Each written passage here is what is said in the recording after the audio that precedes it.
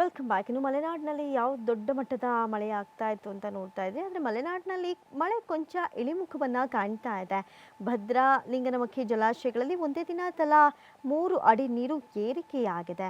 ನೋಡಿ, ಶಿವಮೊಗ್ಗದ ಮಲೆನಾಡು ಭಾಗದಲ್ಲಿ ನಿನ್ನೆ ಮಳೆಯ ಅಬ್ಬರ ಕೊಂಚ ಇಳಿಮುಖ ಕಂಡಿದೆ. ಜಿಲ್ಲೆಯ ಹೊಸನಗರ ಹಾಗೂ ತೀರ್ಥಹಳ್ಳಿ ತಾಲೂಕುಗಳಲ್ಲಿ ಸರಾಸರಿ 3.7 ಸೆಂಟಿಮೀಟರ್ ಮಳೆ ಸುರಿದಿದೆ. ಹೊಸನಗರ ತಾಲೂಕು ವರಾಹಿ ಜಲಾನಯನ ಪ್ರದೇಶ ವ್ಯಾಪ್ತಿಯ ಸಾವೆಹಾಕ್ಲಿನಲ್ಲಿ ಅತಿ ಹೆಚ್ಚು ಅಂದರೆ 17.6 ಸೆಂಟಿಮೀಟರ್ ಮಳೆ ದಾಖಲಾಗಿದೆ. ಮಾಣಿಯಲ್ಲಿ 16.8 ಹಾಗೂ ಹುಲಿಕಲ್ನಲ್ಲಿ 15.4, ಮಾಸ್ತಿಕಟ್ಟಿಯಲ್ಲಿ 13.9, ಜೊತೆಗೆ ಯಡೂರಿನಲ್ಲಿ 13.3 ಸೆಂಟಿಮೀಟರ್ ಹಾಗೂ ತೀರ್ಥಹಳ್ಳಿ ತಾಲೂಕಿನ ಆಗುಂಬೆಯಲ್ಲಿ 7.6 ಸೆಂಟಿಮೀಟರ್ನಷ್ಟು ಮಳೆಯಾಯಿತು. ಇದರಿಂದಾಗಿ ಜಲಾಶಯಗಳಿಗೆ ಭರ್ಜರಿ ನೀರು ಹರಿದು ಬಂದಿದೆ.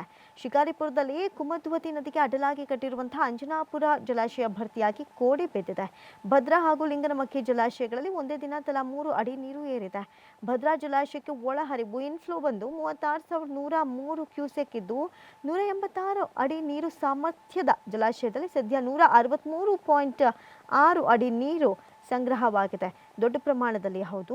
ಇನ್ನು 1819 ಅಡಿ ನೀರು ಸಂಗ್ರಹ ಸಾಮರ್ಥ್ಯದ ಲಿಂಗನಮಕ್ಕಿ ಜಲಾಶಯದಲ್ಲಿ ಈಗ 1784.70 ಅಡಿ ನೀರಿದೆ.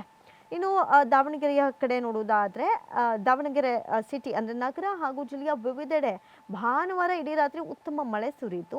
ಪರಿಣಾಮ ಕಡರನಾಯಕನಹಳ್ಳಿ ರಸ್ತೆಯೊಂದು ಮುಳುಗಡೆ ಆಗಿದ್ದು ಹೊಲ ಗದ್ದೆಗಳು ಜಲಾವೃತ ಆಗೋಯಿತು.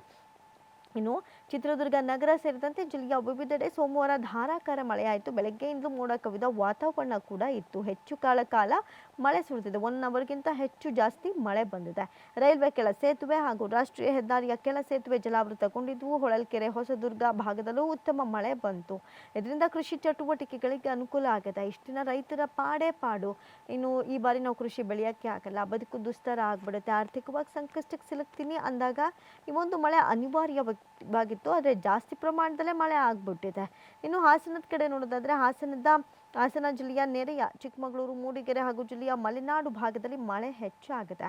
ತಾಲೂಕಿನ ಗೊರೂರಿನಲ್ಲಿರೋ ಹೇಮಾವತಿ ಜಲಾಶಯಕ್ಕೆ 2 ದಿನ ಇಲ್ಲಿ ನಾವು ಗಮನಿಸೋದಾದ್ರೆ ಬಹಳಷ್ಟು ಟಿಎಂಸಿ ನೀರು ಹರಿದು ಬಂದಿದೆ. 37.103 ಟಿಎಂಸಿ ಅಡಿ ನೀರು ಸಂಗ್ರಹ ಸಾಮರ್ಥ್ಯ ಹೊಂದಿರುವ ಜಲಾಶಯದಲ್ಲಿ ಸದ್ಯ 28,082 ಇಷ್ಟು ಮಟ್ಟಿಗೆ ನೀರು ಹರಿದು ಬಂದಿದೆ.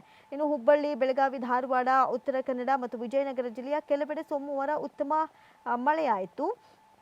ಮಹಾರಾಷ್ಟ್ರದಲ್ಲಿ ಮಾತ್ರ ಭಾರಿ ಮಳೆ ಮುಂದುವರೆದಿದೆ.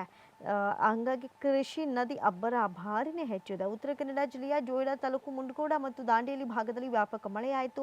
ಮುಂಡಗೋಡ ತಾಲೂಕಿನ ಮಳಗಿಯಲ್ಲಿ ಧರ್ಮ ಜಲಾಶಯ ಕೋಡಿ ಬಿದ್ದಿದ್ದು. ಪಕ್ಕದ ಹಾನಗಲ್ ತಾಲೂಕಿಗೂ ಕೂಡ ನೀರು ಹರಿದಿದೆ. ಇನ್ನು ಪ್ರಮುಖವಾಗಿ ದೊಡ್ಡ ಮಟ್ಟದ ಹೋರಾಟಗಳು, ಪ್ರತಿಭಟನೆಗಳು ಶುರುವಾದಂತಹ KRSನ ವಿಚಾರಕ್ಕೆ ಬರೋದಾದರೆ KRSಗೆ 102 ಅಡಿ ನೀರು ಬಂದಿದೆ. ಮಂಡ್ಯದ ಶ್ರೀರಂಗಪಟ್ಟಣ ತಾಲೂಕಿನ KRS ಜಲಾಶಯಕ್ಕೆ 32,000 ಕ್ಯೂಸೆಕ್ಗೂ ಹೆಚ್ಚು ನೀರು ಹರಿದು ಬರ್ತಾ ಇದೆ. ಅಂದರೆ ಒಂದು ದಿನಕ್ಕೆ, ಈಗ ನಾವು ಕಳೆದ ವಾರ ಗಮನಿಸೋದಾದರೆ ಒಂದು ದಿನಕ್ಕೆ 3,000 ಕ್ಯೂಸೆಕ್ ನೀರು ಮಾತ್ರ ಇನ್ಫ್ಲೋ ಇತ್ತು. ಅದರಲ್ಲಿ 1,500ರಿಂದ 1,800 ಔಟ್ಫ್ಲೋನೇ ಇತ್ತು ಅಲ್ವಾ. ಈಗ ಹರಿದು ಬರ್ತಾ ಇರುವಂಥದ್ದೇ 32,000 ಕ್ಯೂಸೆಕ್ಗೂ ಹೆಚ್ಚು ನೀರು ಇನ್ಫ್ಲೋ ಆಗ್ತಾ ಇದೆ. ಹಾಗಾಗಿ ಜಲಾಶಯದ ನೀರಿನ ಮಟ್ಟ ನಿನ್ನೆ ಸಂಜೆಯಷ್ಟರಲ್ಲಿ 102.09 ಅಡಿಗಳಷ್ಟಾಗಿತ್ತು. ಒಟ್ಟಾರೆ 124 ಅಡಿ ಇದೆ, ಅಂದರೆ 124.80 ಇದೆ ಗರಿಷ್ಠ ಮಟ್ಟ. ಅದರಲ್ಲೂ ಈಗ ಸದ್ಯಕ್ಕೆ 102 ತಲುಪಿದ್ದು. ಇನ್ನೊಂದು ಸ್ವಲ್ಪ ವ್ಯಾಪಕ ಮಳೆಯಾಗಿ ಇನ್ನೊಂದಷ್ಟು ಸಂಪೂರ್ಣ ಆಗ್ಬಿಟ್ರೆ ಬಹುಶಃ ಹರಿಯೋ ನೀರಿಗೆ ಧಾರಾಕಾರವಾಗಿ, ಯಾಕಂದರೆ ಡ್ಯಾಮ್ನ ಸುರಕ್ಷತೆಯ ಹಿತದೃಷ್ಟಿಯಿಂದ, ಭದ್ರತೆಯಿಂದ ಕೂಡ ಯೋಚನೆ ಮಾಡೋದಾದರೆ ನೀರನ್ನು ಸರಾಗವಾಗಿ ಹರಿಯಕ್ಕೆ ಬಿಡಲಾಗುತ್ತೆ. ಕೊಡಗು ಜಿಲ್ಲೆಯಲ್ಲಿ ಉತ್ತಮ ಮಳೆಯಾಗ್ತಾ ಇರೋ ಕಾರಣ ಅಪಾರ ಪ್ರಮಾಣದ ನೀರು KRS ಜಲಾಶಯಕ್ಕೆ ಹರಿದು ಬರ್ತಾ ಇದೆ. ಸದ್ಯ 24,492 ಅಂದರೆ ಇಷ್ಟರ ಮಟ್ಟಿಗೆ ಗರಿಷ್ಠ ಅಂದರೆ 49.45 TMC ಅಡಿಗಳಷ್ಟು ನೀರು ಸಂಗ್ರಹ ಆಗಿದೆ. ಜಲಾಶಯದಿಂದ ಕುಡಿಯೋ ಉದ್ದೇಶಕ್ಕೆ ನದಿ ಮತ್ತು ನಾಲೆಗಳ ಮೂಲಕ 1,884 ಕ್ಯೂಸೆಕ್ ನೀರನ್ನು ಹೊರಗೆ ಬಿಡಲಾಗ್ತಾ ಇದೆ. ಕಳೆದ ವರ್ಷ ಇದೇ ಸಮಯದಲ್ಲಿ 122 ಅಡಿಗಳಷ್ಟು ನೀರಿನ ಸಂಗ್ರಹವಿತ್ತು ಅಂತ ಕಾವೇರಿ ನೀರಾವರಿ ನಿಗಮದ ಅಧಿಕಾರಿಗಳು ತಿಳಿಸಿದ್ದಾರೆ. ಅಂದರೆ ಈಗ ಕಳೆದ ಬಾರಿ ಇದೇ ಸಂದರ್ಭದಲ್ಲಿ 122 ಅಡಿ ಇತ್ತು, ಈಗ 102 ಇದೆ.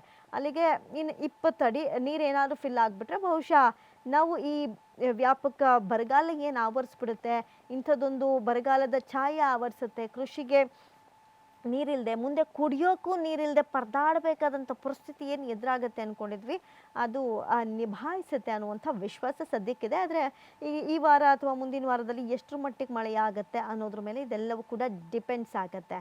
ಏನು ಸದ್ಯಕ್ಕೆ ಹೀಗಿದೆ ಸಮಾಚಾರ.